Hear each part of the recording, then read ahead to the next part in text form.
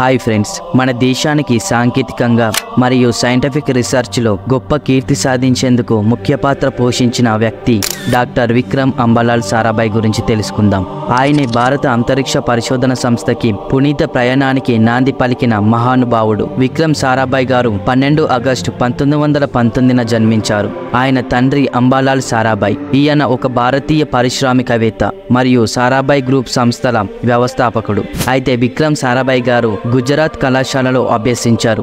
ఆ తర్వాత ఇంగ్లాండ్లో కేంబ్రిడ్జ్ యూనివర్సిటీలో నేచురల్ సైన్స్లో ట్రిపోస్ పూర్తి చేశారు. 1947లో కాస్మిక్ రే ఇన్వెస్టిగేషన్స్లో ట్రిపికల్ లాటిట్యూడ్స్ పై PhD తీసుకున్నారు. 1942లో ప్రఖ్యాత నాట్య కళాకారిణి మృణాలిని వివాహం చేసుకున్నారు. వారికి 2 పిల్లలు, మల్లిక సారాభాయ్, కార్తికేయ సారాభాయ్. మల్లిక ఒక ప్రముఖ నటి మరియు కార్యకర్త. కార్తికేయ కూడా సైన్స్లో చాలా చురుకుగా ఉండేవాడు.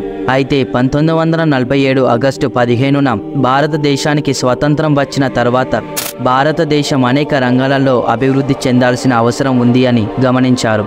విక్రమ్ సారాభాయ్ గారు దేశం శాస్త్రీయంగా ముందుకు సాగాలని దృఢమైన సంకల్పంతో ఉండేవారు. అంతరిక్ష పరిశోధనల ద్వారా సమాచార ప్రసారం, వాతావరణ పరిశీలన వంటి రంగాలలో ఎంతో అభివృద్ధి సాధించవచ్చని ఆయన గుర్తించారు. ఈ విషయాలను దృష్టిలో పెట్టుకొని ఆయన అనేక శాస్త్రీయ మరియు పారిశ్రామిక సంస్థలను స్థాపించారు. అహ్మదాబాద్లోని ఇండియన్ ఇన్స్టిట్యూట్ ఆఫ్ మేనేజ్మెంట్ IIMAను స్థాపించారు మరియు Ahmedabad textile industries research association ATIR వంటి అనేక సంస్థలను ఆయన ప్రారంభించారు. 1947లో ఫిజికల్ రీసెర్చ్ ల్యాబొరేటరీ PRLను ఆయన నివాసం బెంగళూరులో ఉన్న రెడ్రిట్లో ప్రారంభించారు. అక్కడే కాస్మిక్ కిరణాలపై పరిశోధన చేశారు. అహ్మదాబాద్లో నెహ్రూ ఫౌండేషన్ ఫర్ డెవలప్మెంట్ను స్థాపించారు. ఇలా చెప్పుకుంటూ పోతే ఆయన స్థాపించిన సంస్థలు చాలా ఉన్నాయి. 1962లో భారత జాతీయ అంతరిక్ష పరిశోధన కమిటీని స్థాపించారు. అంతరిక్ష పరిశోధనలకు ఒక దృఢమైన పునాది వేయడానికి కమిటీ కృషి చేసింది. 1969లో భారత అంతరిక్ష పరిశోధన సంస్థ ISRO స్థాపించబడింది.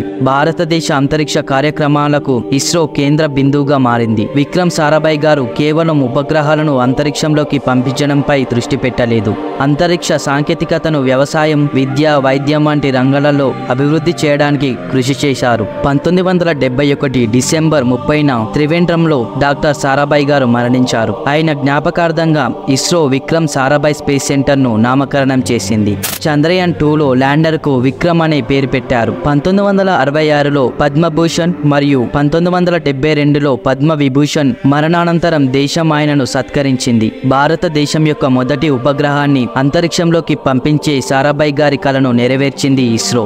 ఫలితంగా 1975లో మొదటి భారత ఉపగ్రహం ఆర్యభట్టను రష్యన్ ప్రయోగ కేంద్రం నుండి కక్షలోకి ప్రవేశపెట్టబడింది. డాక్టర్ విక్రమ్ సారాభాయ్ వంటి మహనీయులు మన దేశాన్ని అంతర్జాతీయ స్థాయిలో గర్వించేటట్లు చేశారు. ఆయన విశిష్ట కృషి మనందరికీ ప్రేరణ. ఈ వీడియో మీకు నచ్చితే లైక్ చేయండి, షేర్ చేయండి మరియు మా ఛానల్ని సబ్స్క్రైబ్ చేయండి. మరిన్ని ఆసక్తికరమైన వీడియోల కోసం వెంటనే బెల్ ఐకాన్ని ఆన్ చేసుకోండి. Thanks for watching.